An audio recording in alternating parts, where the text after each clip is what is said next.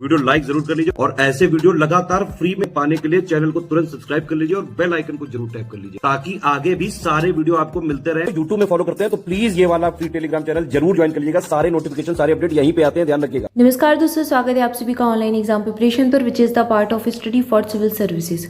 दोस्तों आज की वीडियो में हम देखने वाले हैं आरओ 2023 की परीक्षा की तैयारी के लिए प्रीवियस ईयर क्वेश्चंस पीवाईक्यू। यहाँ पर हम देख रहे हैं सब्जेक्ट वाइज और यहाँ पर हम ज्योग्राफी के पढ़ रहे हैं।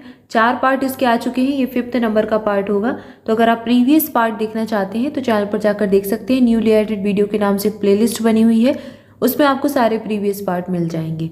इसके लिए अलग से भी प्लेलिस्ट बना देंगे तो आपको आसानी होगी ढूंढने में। चलिए स्टार्ट करते हैं।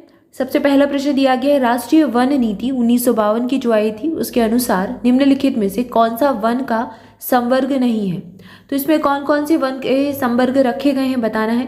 तो इस नीति के अंतर्गत राष्ट्रीय वन आते हैं, संरक्षित वन आएंगे और ग्राम वन आएंगे, लेकिन राष्ट्रीय उद्यान इसके अंतर्गत नहीं आएंगे। जो नेशनल पार्क है वो इस संवर्ग में नहीं रखे गए।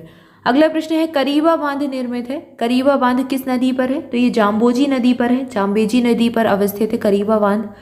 इसके बाद अगला प्रश्न है, यहाँ पर 2 कथन दिए गए, पूछा है कि सही व्याख्या कर रहे हैं या नहीं, या फिर सही है ये कथन या नहीं। ऐसे प्रश्न एग्जाम में बहुत पूछे जाते हैं। यूपीपीएससी आयोग का ये फेवरेट पैटर्न आप मान सकते हैं। आपको 1 या 2 प्रश्न ऐसे मिलेंगे ही मिलेंगे प्रश्न में।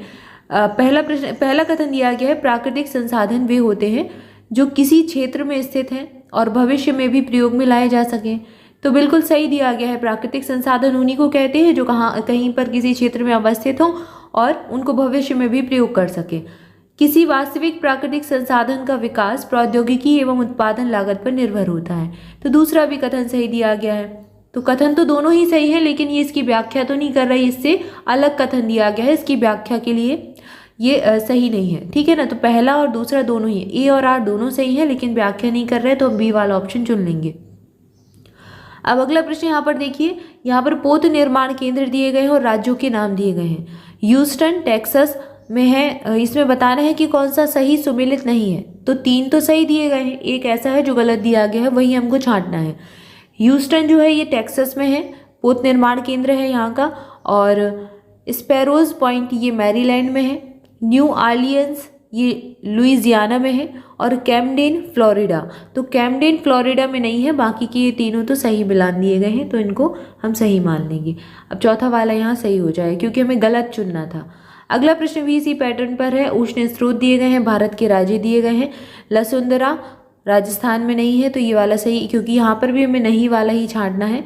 अवलोली महाराष्ट्र, मणिकरण हिमाचल प्रदेश और सोहना हरियाणा का है। ये उष्ण स्रोत है। इसके बाद अगला प्रश्न दिया गया है, निम्नलिखित में से कौन जैविक संसाधन नहीं है? शुद्ध जल, कोयला, पेट्रोलियम या फिर मछली। अब जैविक संसाधन की बात हो रही है तो कोयला, पेट्रोलियम, मछली तो जैविक संसाधन आ जाएंगे, लेकिन शुद्ध जल नहीं होगा। अगला प्रश्न है, भारत की निम्नलिखित नदियों में से कौन हिमालय की सभी श्रेणियों को काटती है?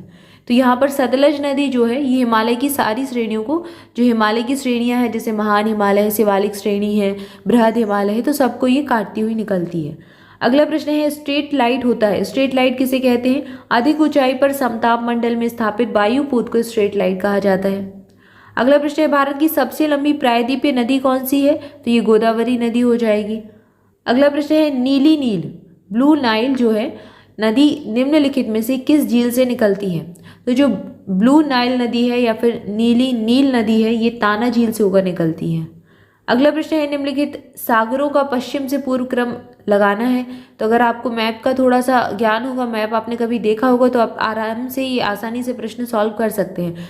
जैसे पश्चिम से पूर्व लगाना है तो सबसे पहले भूमध्य सागर आ जाएगा, फिर काला सागर आ जाएगा, फिर कैस्पियन और फिर अरब सागर आ जाएगा, ठीक है। अरेबियन सी ये भारत के पास भी पड़ता है, दक्षिण में। इसके बाद अगला प्रश्न है, जैसे आपने भारत का ये प्रायद्वीपीय भाग देखा होगा तो इस तरफ अरेबियन सी है और इस तरफ हिंद महासागर है। अगला प्रश्न है, यहाँ पर 2 सूचियाँ दी गई हैं। जूट कहाँ का है? तो जूट पश्चिम बंगाल में प्रसिद्ध है। चाय की खेती असम में होती है। और रबर के लिए केरल प्रसिद्ध है, रबर सबसे ज़्यादा केरल में होती है। और गन्ना के लिए उत्तर प्रदेश हो जाएगा, गन्ना उत्पादन के लिए। अगला प्रश्न है, नदियाँ और प्रवाहित क्षेत्र है। तो लीना नदी कहाँ से? ये आर्कटिक सागर से प्रवाहित होती है। आमूर नदी प्रशांत महासागर के क्षेत्र में पड़ती है। टिग्रिस नदी जो है, टिग्रिस नदी ये आपको मिल जाएगी फारस की खाड़ी में। और माही नदी जो है ये हो जाएगी अरब सागर की, माही अरब सागर की है। इसके बाद अगला प्रश्न है, भारत की निम्नलिखित औद्योगिक प्रदेशों में से किसमें शिवकाशी केंद्र स्थित है? शिवकाशी कहाँ पर है? मदुरई, कोयम्बटूर, बंगलुरु प्रदेश में अवस्थित है। ऑप्शन सी सही उत्तर हो जाएगा। अगला प्रश्न है, यहाँ पर उद्योग और केंद्र दिए गए हैं, बताना है कौन सा सही मिलान नहीं है। तो सीमेंट उद्योग पोरबंदर का है, सही है। पेट्रो रसायन नागथेन, यहाँ पर ये सही मिलान है। चीनी सिलवासा ये गलत हो जाएगा। लोहा और इस्पात राउरकेला में, हाँ इसका केंद्र है। लोहा इस्पात उद्योग केंद्र राउरकेला में अवस्थित है। अगला प्रश्न है, क्षेत्रफल के हिसाब से विश्व का दूसरा बृहत्तम महाद्वीप कौन सा है? तो क्षेत्रफल के दृष्टिकोण से दूसरा बृहत्तम बताना है, पहला नहीं बताना। तो दूसरा हो जाएगा अफ्रीका, क्षेत्रफल के हिसाब से यहाँ पर पूछा गया है। अगला प्रश्न है, कौन सी नदी उड़ीसा में अपना डेल्टा बनाती है? तो यहाँ पर उड़ीसा की बात हो रही है, उड़ीसा में महानदी अपना डेल्टा बनाएगी। अच्छा, अब ये प्रश्न आप पढ़ तो रहे हैं, लेकिन इसके साथ ही आपको एक थोड़ा सा एक्स्ट्रा वर्क भी कर लेना है। जैसे यहाँ क्षेत्रफल के हिसाब से विश्व का दूसरा पूछ लिया, तो आपको 1 से 5 तक क्षेत्रफल के हिसाब से, 1 से 5 तक जनसंख्या के हिसाब से नाम लिख लेने हैं देशों के, और उनको याद भी कर लेना है आज के आज। ठीक है, ये आपका एक्स्ट्रा वर्क है। अब ऐसे ही प्रश्नों से, एक प्रश्न से आप 5-5 प्रश्न बनाइए, 10-10 प्रश्न बनाइए, तो आपका यहीं पर टॉपिक खत्म हो जाएगा और आपकी तैयारी भी हो जाएगी। अगला प्रश्न दिया गया है, बेतवा नदी मिलती है, ये कहाँ पर मिलेगी? यमुना से मिल जाएगी। अगला प्रश्न है, झरिया कोयला क्षेत्र निम्नलिखित में से किस राज्य में है? तो झरिया खान है कोयला की, झारखंड की है, झरिया झारखंड। अगला प्रश्न है, भारत के कितने राज्य समुद्र के किनारे हैं? तो ये प्रश्न रिपीट हुआ है, 9 तटीय राज्य भारत के हैं।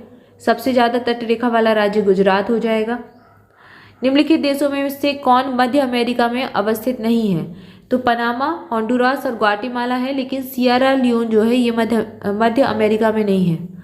भारत में सबसे अधिक उपजाऊ मृदा कौन सी है? तो जलोढ़ मृदा।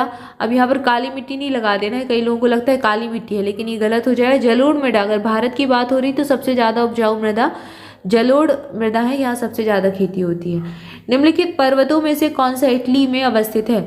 तो यहाँ पर एक पर्वत दिया गया है P9, ये इटली का पर्वत है। यहाँ पर अगला प्रश्न दिया गया है, विश्व की कौन सी दूसरी सबसे गहरी और सबसे लंबी झील है? इसका नाम है टंगानिका झील, ये दूसरी सबसे गहरी और सबसे लंबी झील है। ह्यूमस का उदाहरण क्या हो जाएगा? जैविक कोलाइट का उदाहरण है ह्यूमस। ये प्रश्न अच्छा प्रश्न है, हो सकता है पूछे एग्जाम में। अगला प्रश्न है, साधारणतः ऑरोवैंकी खरपतवार पाया जाता है। अब यहाँ पर खरपतवारों के नाम पूछ लिए। स्टडी फॉर सिविल सर्विसेज अगर आप फॉलो करते हैं, तो अगर आपने कृषि एग्रीकल्चर वाला जो एक पावर वीडियो आता है वो देखा है, तो उसमें आपको ऐसे सारे टॉपिक मिल जाएंगे आराम से। यहाँ तंबाकू के खेत में ये जो खरपतवार है पाया जाता है। ऑप्शन ए सही उत्तर है। अगला प्रश्न है, निम्नलिखित में से कौन सा राज्य इलायची के उत्पादन के लिए पहचान नहीं रखता है? केरल में, कर्नाटक में, तमिलनाडु में इलायची का उत्पादन होता है, लेकिन उड़ीसा में नहीं होता। केरल में तो होता ही होता है, मसाले यहाँ सबसे ज़्यादा होते हैं। अगला प्रश्न है, यहाँ पर सही मिलान कौन सा नहीं है बताना है। टिटिकाका झील बोलीविया पेरू में है, उर्मिला झील ईरान की है, रेंडियर झील रूस की नहीं है, और अथावास्का झील कनाडा की है। तो ऑप्शन सी सही उत्तर हो जाएगा। अगला प्रश्न है, मुंबई की मीठी नदी निम्नलिखित में से किस झील से निकलती है? तो यह जो नदी है ये पोवई झील से निकलती है। ऑप्शन सी सही उत्तर है।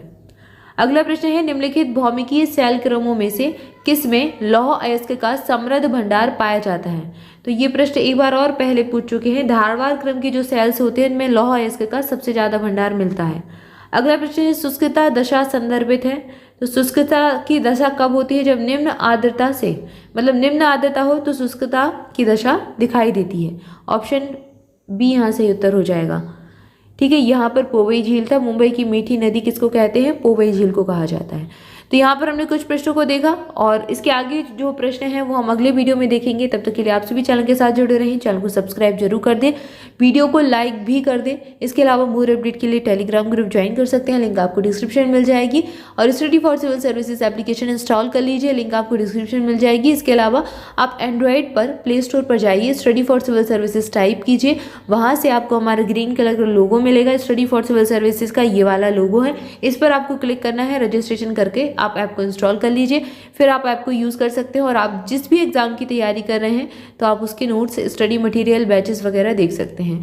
Thank you for watching this video. मिलेंगे नेक्स्ट वीडियो में। Thank you so much.